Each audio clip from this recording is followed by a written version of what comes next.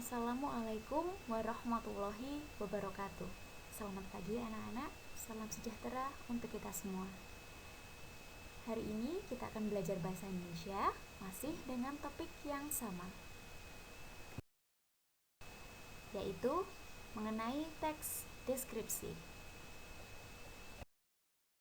Namun, kali ini kita akan mempelajari tentang KD 3.2, yaitu menelaah struktur dan unsur kebahasaan dari teks deskripsi tentang objek. Sekolah, tempat wisata, tempat bersejarah, dan atau suasana pentas seni daerah yang didengar dan dibaca. Baik, untuk yang pertama yang akan kita pelajari adalah mengenai struktur isi teks deskripsi. Walaupun di pertemuan sebelumnya sudah Ibu berikan materi ini, namun kali ini Ibu ingin menjelaskan tentang materi ini lebih jauh. Apa saja ya struktur isi teks deskripsi? Ayo, simak penjelasan berikut. Struktur teks deskripsi dibagi menjadi dua bagian, yaitu identifikasi dan deskripsi bagian. Walaupun di buku lain mungkin ada tambahan struktur teks deskripsi, yaitu di bagian ketiga, mungkin ada tambahan bagian berupa penutup atau simpulan. Namun, penutup atau simpulan ini sifatnya opsional. Opsional itu boleh ada, boleh tidak. Jadi, jika kalian menulis sebuah teks deskripsi, minimal sudah memiliki bagian identifikasi dan deskripsi bagian, maka teks deskripsi kalian sudah boleh, sudah betul ya nak ya. Baik, yang pertama, Ibu jelaskan tentang identifikasi. Identifikasi ini berisi pernyataan umum. Pernyataan umum ini bisa berupa penjelasan tentang nama objek, lokasi objek, kemudian juga bisa berupa sejarah lahirnya, makna nama, atau juga bisa berupa penjelasan tentang pernyataan umum tentang objek, ya. Jadi informasi-informasi yang sifatnya umum, pernyataan umum ini nanti letaknya ada di bagian identifikasi, di bagian awal ya, paragraf awal. Kemudian untuk yang kedua ada bagian deskripsi bagian. Nah, deskripsi bagian ini berisi perincian objek. Jadi objeknya dirinci. Nah, bagaimana cara merinci objek? Itu ada macam-macam caranya ya, tergantung objeknya. Jadi, perincian objek bisa berdasarkan ruang. Yang pertama ya, berdasarkan ruang ini misalnya jika nanti teks deskripsi menjelaskan tentang suatu bangunan misalnya. Nah, nanti bisa kalian rinci bagian depan bangunan tersebut ada apa saja. Misalnya ada halaman, ada taman, ada garasi, dan lain sebagainya. Nah, kemudian ke belakang ada bagian dalam ya, bagian dalam bangunan tersebut. Ada ruang tamu misal, atau ruang keluarga, ada kamar, dan lain sebagainya. Kemudian ke bagian belakang, ruang bagian belakang itu biasanya ada kamar mandi, mungkin ada taman lagi, dan lain sebagainya. Nah, itu adalah contoh perincian objek berdasarkan ruang. Yang kedua, perincian objek berdasarkan anggota bagian-bagian objek. Nah, ini nanti misalnya bisa kalian gunakan saat menulis teks deskripsi tentang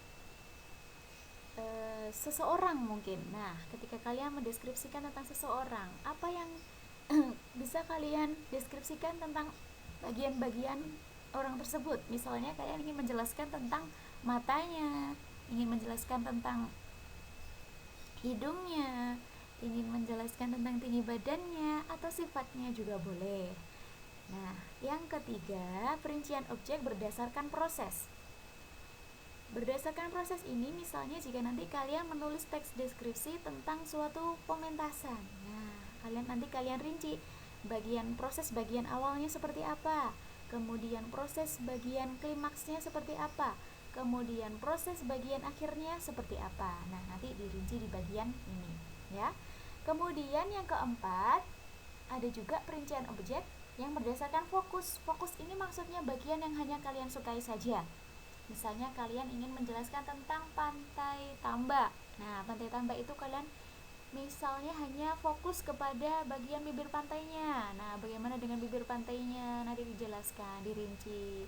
Kemudian kalian ingin menjelaskan tentang pasir putihnya. Nanti bisa kalian rinci bagaimana pasir putihnya di sana. Nah, atau juga bisa bagian tempat kuliner yang ada di Pantai Tambak tersebut. Nah, ini berdasarkan fokus ya, yaitu bagian yang disukai saja.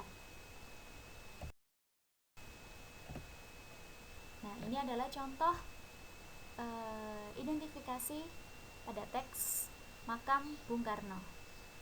Makam Bung Karno adalah satu dari kawasan wisata yang terkenal di Kota Blitar. Makam Bung Karno merupakan kompleks pemakaman pertama Presiden Republik Indonesia, Soekarno. Tempat ini berlokasi di Jalan Insinyur Soekarno nomor 152, Kelurahan Bendogerit, Kecamatan Sananwetan, Kota Blitar. Memasuki makam ini, Anda akan disambut dengan gapura agung yang menghadap ke selatan. Bentuk gapura menyerupai gapura gentar atau gapura yang terbelah seperti pada Candi Beringin Agung di Mojokerto. Makam Bung Karno dinaungi sebuah bangunan berbentuk joglo. Makam itu diapit oleh makam kedua orang tua beliau. Pada bagian cungkup terdapat kayu berukir dengan motif indah. Nah, bagaimana? Sudah bisa mengidentifikasi anak-anak? Ayo kita coba ya. Pada bagian paragraf yang pertama, ini dinamakan bagian apa? Ya, bagian identifikasi ya, jelas sekali bahwa ini adalah bagian identifikasi karena di sini nanti menjelaskan tentang nama objeknya. Nama objeknya apa? Makam Bung Karno. Kemudian ada juga penjelasan mengenai lokasi. Nah, berarti sudah jelas ya kalau ini paragraf pertama ini merupakan bagian identifikasi. Kemudian bagian paragraf yang kedua adalah bagian deskripsi bagian. Sudah jelas ya bahwa paragraf 2 dan 3 ini adalah paragraf deskripsi bagian. Paragraf kedua menjelaskan tentang gapuro. Nah, untuk yang paragraf ketiga menjelaskan tentang bangunan makam itu sendiri. Ya, sudah bisa ya anak-anak mengidentifikasi? Lanjut untuk materi yang kedua, yaitu mengenai ciri penggunaan bahasa pada teks deskripsi. Kira-kira bagaimana ciri kebahasaan yang ada pada teks deskripsi? Ayo, pahami penjelasan berikut. Yang pertama, ada penggunaan kata umum dan khusus. Kata umum disebut juga sebagai hipernimi atau hipernim, sedangkan kata khusus bisa disebut hiponimi atau hiponim. Kata umum adalah kata yang memiliki makna dan cakupan pemakaian yang luas, sedangkan kata khusus adalah kata yang memiliki makna dan cakupan pemakaian yang lebih sempit. Nah, ini di tabel ini sudah Ibu berikan contoh. Ini contohnya Ibu ambilkan dari buku siswa. Ada pada bacaan Parangtritis Nan Indah, Ayah Panutanku, Ibu Inspirasiku, dan Si Bagas Kelinciku. Nanti coba kalian baca ya secara keseluruhan 4 teks ini ya. Pada teks Parangtritis Nan Indah terdapat kata umum wisatawan, sedangkan kata khusus dari wisatawan adalah domestik. Ada wisatawan domestik, ada wisatawan asing. Untuk teks yang kedua, Ayah Panutanku, ini terdapat contoh yaitu kata sabar. Sabar ini memiliki kata khusus yaitu tenang. Untuk bacaan yang ketiga yaitu mengenai Ibu Inspirasiku, terdapat kata umum baik. Nah, baik ini masih bisa memiliki kata khusus. Baik itu bisa berupa ramah, lembut. Untuk bacaan yang keempat, Si Bagas Kelinciku, terdapat kata umum manja. Dan kata khusus dari kata umum manja adalah mesra jinab. Yang kedua yaitu ada penggunaan kalimat perincian. Kalimat perincian adalah kalimat yang berisi penjelasan secara terperinci atau detail terhadap suatu objek. Nah, kalau yang tadi kita mempelajari tentang kata umum dan kata khusus, tingkatannya adalah kata. Kata itu bisa berupa subjek saja, predikat saja, objek saja, atau keterangan saja. Nah, kalau pada kalimat tingkatannya minimal kalimat itu harus memiliki subjek dan predikat. Paham ya nak perbedaan antara kata dan kalimat? Ya, saya lanjutkan ya. Untuk kalimat perincian, contohnya juga terdapat pada Ibu ambilkan dari teks Parangtritis Nan Indah dan Ayah Panutanku. Pada Parangtritis Nan Indah terdapat kalimat pemandangan pantai Parangtritis sangat memesona. Nah, memesona di sini masih umum, kemudian bisa dirinci lagi, bisa dijabarkan lagi. Memesona itu seperti apa? Nah, dijabarkan pada kalimat selanjutnya, yaitu bunyinya pantai bersih dengan buih-buih putih bergradasi abu-abu dan kombinasi hijau yang sungguh elok. Untuk contoh yang kedua, yaitu pada teks Ayah Panutanku, terdapat kalimat yang bunyinya, ibu adalah wanita yang sangat baik. Nah, sangat baik ini bisa dirinci lagi, nak. Bisa dicari kalimat perinciannya lagi, ya. Letaknya ada di kalimat setelah kalimat tersebut, yaitu bunyinya, dia ramah dan tutur katanya lembut kepada siapa saja. Dia sangat suka membantu orang lain, terutama yang sedang dalam kesusahan. Selanjutnya, ada penggunaan kalimat dengan pencerapan panca indera.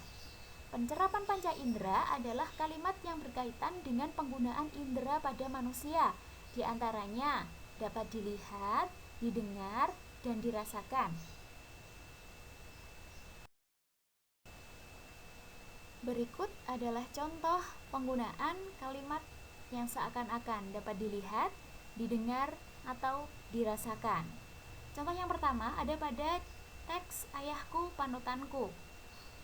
Contoh kalimat yang seakan dapat dilihat yaitu rambutnya putih beruban, kulit ayahku kuning langsat. Kemudian contoh kalimat yang seolah dapat didengar. Tidak seperti orang Batak yang logatnya agak keras, ayahku sangat pendiam. Nah, di sini ada kata logatnya, berarti jelas logatnya agak keras, berarti jelas ya di sini adalah contoh kalimat yang seolah dapat didengar. Kemudian ada contoh kalimat yang seakan dapat dirasakan, yaitu meskipun orang yang mengerikan, ayahku orang yang sabar. Nah, dapat dirasakan ya. Untuk teks yang kedua pada Si Bagas Kelinciku. Contoh kalimat yang seakan dapat dilihat yaitu Bagas memiliki bulu yang lebat dan putih bersih. Nah, seolah dapat dilihat ya. Kemudian yang kedua, seakan dapat didengar. Contoh kalimatnya adalah Buk sering terdengar dia menjatuhkan diri. Kemudian contoh kalimat yang seakan dapat dirasakan yaitu kemanjaannya membuat aku selalu rindu. Selanjutnya, ada penggunaan pilihan kata dengan emosi kuat. Pilihan kata dengan emosi kuat merupakan penggunaan kata sifat dalam menunjukkan kekhususan emosi, atau bisa juga disebut sebagai kata emotif ya biasanya. Contohnya ada pada teks Parangtritis Nan Indah, yaitu kata sifatnya berupa indah. Nah, kata indah ini memiliki kata dengan emosi kuat, seperti elok, molek, dan permai. Untuk teks yang kedua, yaitu Ayah Panutanku, terdapat kata sifat kuat. Nah, kata emosi kuat dari contoh kata emosi kuat dari kata kuat sendiri adalah tangguh dan perkasa. Untuk contoh teks yang ketiga, yaitu Ibu Inspirasiku, terdapat kata sifat baik. Nah, baik itu memiliki kata emosi dengan emosi kuat. Contohnya adalah tulus, ramah, dan penuh kasih. Kemudian ada teks Si Bagas Kelinciku, terdapat kata sifat bugar. Kata sifat bugar ini memiliki kata dengan emosi kuat seperti sehat, segar.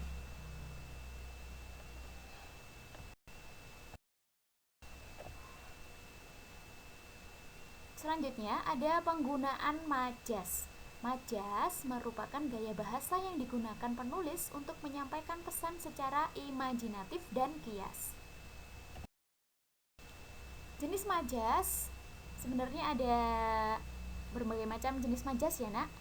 Ada majas perbandingan, ada majas pertentangan, dan majas yang lain. Namun kali ini di bab ini Bu Vina hanya ingin menjelaskan tentang majas perbandingan, karena yang sering digunakan dalam teks deskripsi adalah majas perbandingan.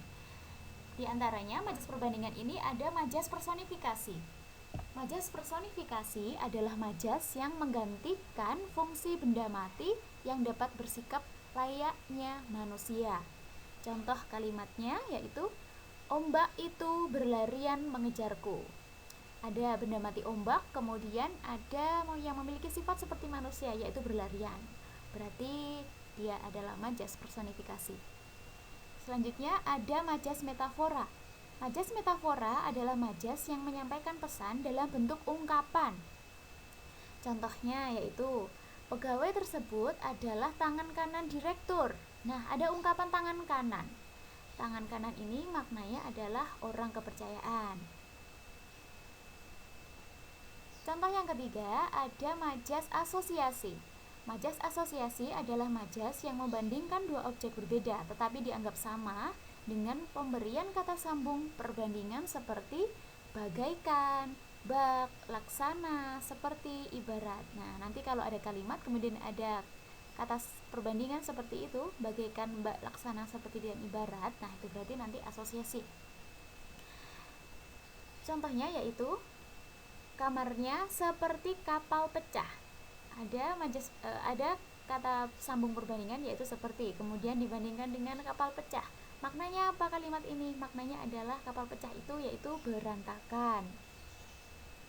Majas selanjutnya adalah majas simile. Simile adalah majas yang hampir sama dengan asosiasi, yang menggunakan kata hubung bagaikan, bak, laksana, atau seperti. Namun yang dibandingkan adalah kegiatan.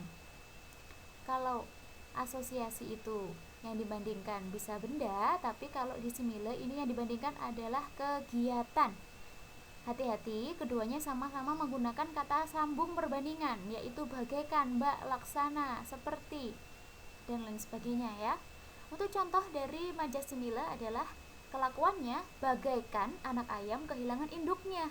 Anak ayam kehilangan induknya ini adalah kegiatan ya. Maknanya apa? Maknanya adalah kebingungan. Jenis majas perbandingan yang kelima ada hiperbola. Hiperbola yaitu majas yang mengungkapkan sesuatu dengan kesan berlebihan, bahkan hampir tidak masuk akal. Contohnya adalah pada kalimat orang tuanya memeras keringat agar anak itu dapat terus bersekolah. Nah, memeras keringat ya, kelihatannya tidak masuk akal atau berlebihan. Memeras keringat ini artinya adalah bekerja keras. Yang keenam ada majas metonimia, yaitu majas yang membandingkan merek atau istilah sesuatu untuk merujuk pada benda umum. Contoh kalimatnya, aku minum aqua. Bukan air mineral ya, tapi aqua. Kadang kalian sering mengucapkannya seperti ini, aku minum aqua. Nah, aqua ini maksudnya adalah air mineral. Untuk contoh majas perbandingan yang ketujuh ada majas alegori.